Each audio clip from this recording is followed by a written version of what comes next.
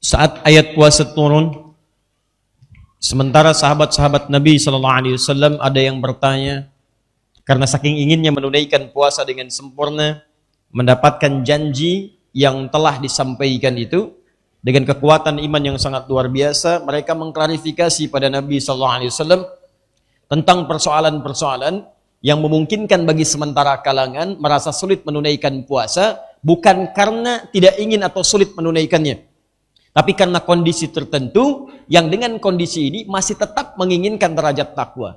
Dan bagaimana solusinya dengan penunaian puasa yang dimaksudkan?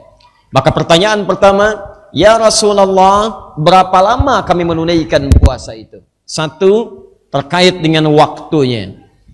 Bukan sekedar waktu, tapi durasi dalam penunaian puasanya. Berapa lama kami menunaikan puasanya?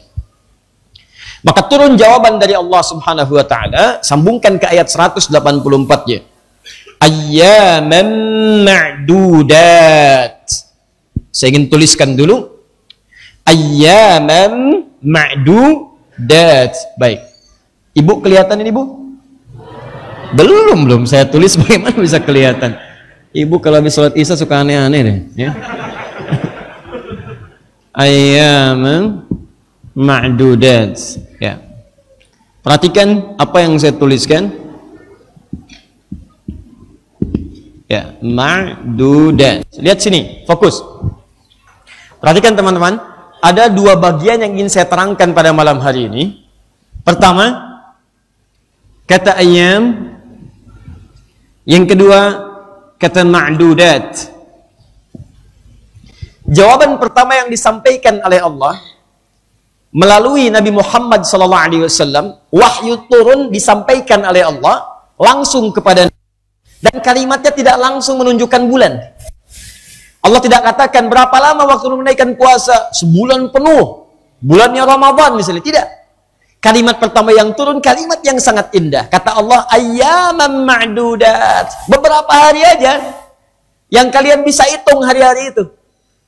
Ini uslub, gaya bahasa semacam ini dalam bahasa balaghah itu ditunjukkan dengan bahasa yang memberikan ketenangan kepada jiwa. Bagaimana caranya ketika orang menerima sebuah perintah atau menerima sebuah informasi, merasakan kenyamanan, kelapangan, dan nikmat dalam menerimanya. Saya mau tanya pada Anda ya, Ibu juga boleh ikutan jawab.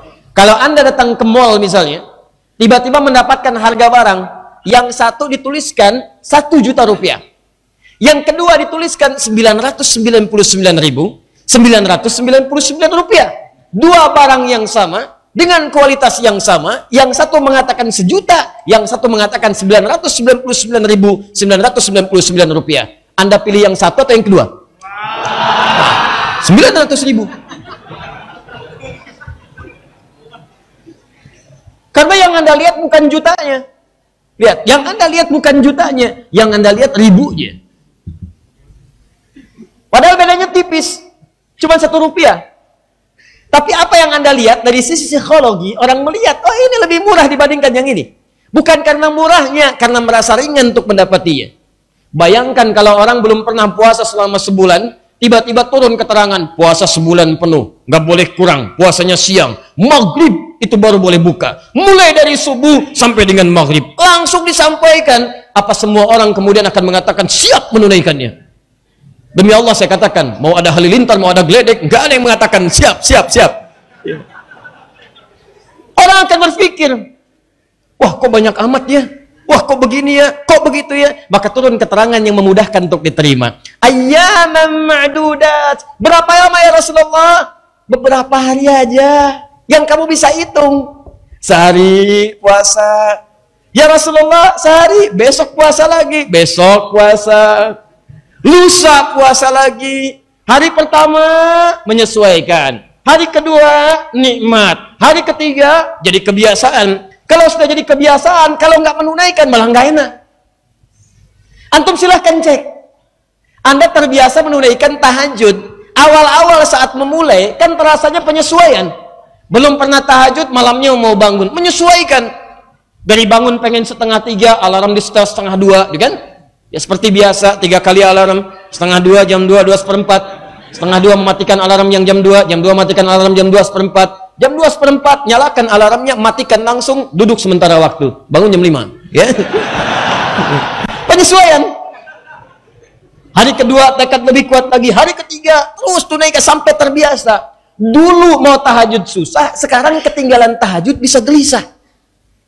Adzan subuh baru mulai 4:30, jam 4:40. Antum bangun jam 4:35, padahal adzan aja belum. Tapi karena Anda terbiasa tahajud, begitu Anda bangun, ya Allah terlambat saya. Terlambat bahasanya.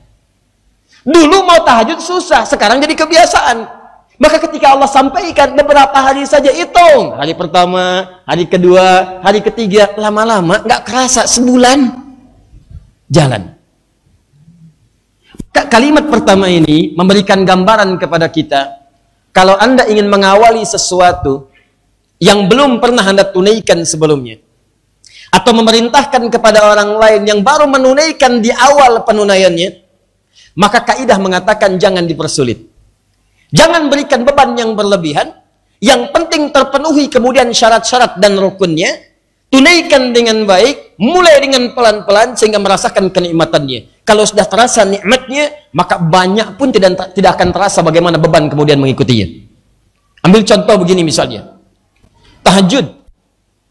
Saat diperkenalkan oleh Nabi SAW kepada para sahabat, itu nggak langsung perintahnya mengatakan 11. Atau misalnya 23. Tidak. Kalimat Nabi-nya di hadis Muslim. Menurut keterangan Ibnu Umar radhiyallahu ta'ala anhuma, nomor hadis 749. Nabi mengatakan pada para sahabat, haddatsana qala, kata Ibnu Umar, qala Rasulullah sallallahu alaihi wasallam. Perhatikan baik-baik kalimatnya. Apa kata Nabi? Kalimatnya rak'ataini, tunaikan 2 rakaat, 2 rakaat. Salatul laili masna masna. Salat malam itu kalau pengen ditunaikan, coba dulu dengan 2 rakaat. Masna. Kalau sudah nyaman 2 rakaat, masna, tambah lagi 2. Terus tanpa bilangan. Jadi kalau orang sudah merasa enak tuh mau 2, tambah 2 lagi, tambah 2 lagi, tambah 2 lagi. Tapi Nabi mulai mengatakan salatul laili masna masna. Wa idza khasya ahadakumul fajra falyutir rak'atan wahidah. Fa idza khasya ahadakumul fajra falyutir rak'atan wahidah. Kalau di antara kalian ada yang khawatir tiba-tiba subuh akan datang, maka segera tunaikan witir 1 rakaat.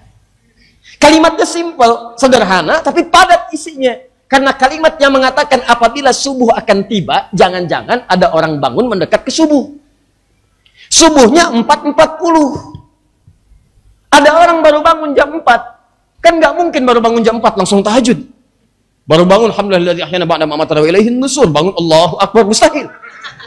Pasti duduk dulu, pasti ke toilet dulu, pasti buang hajat dulu, pasti wudhu dulu. Itu saja butuh waktu kurang lebih 15-20 menit. Begitu Anda siapkan 15-20, ambil 20-nya.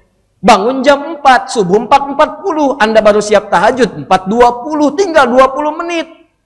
Mau Anda tunaikan, begitu Anda tunaikan 2 rakaat, lihat lagi sudah 4:30. 4:30 tinggal 10 menit. Anda khawatir kalau tunaikan lagi tambah 2 rakaat gak dapat witirnya, segera tunaikan dengan 1 rakaat. Ini bagi pemula. Bagi yang sudah lancar, besok tambah lagi 2 rakaat, 4. Tadinya bangun jam 4, naikkan lagi. Bangun misalnya jam 3:30, setengah 4.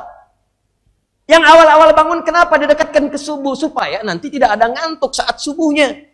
Memang betul bangunnya jam 2. Tahajudnya jam 2:30.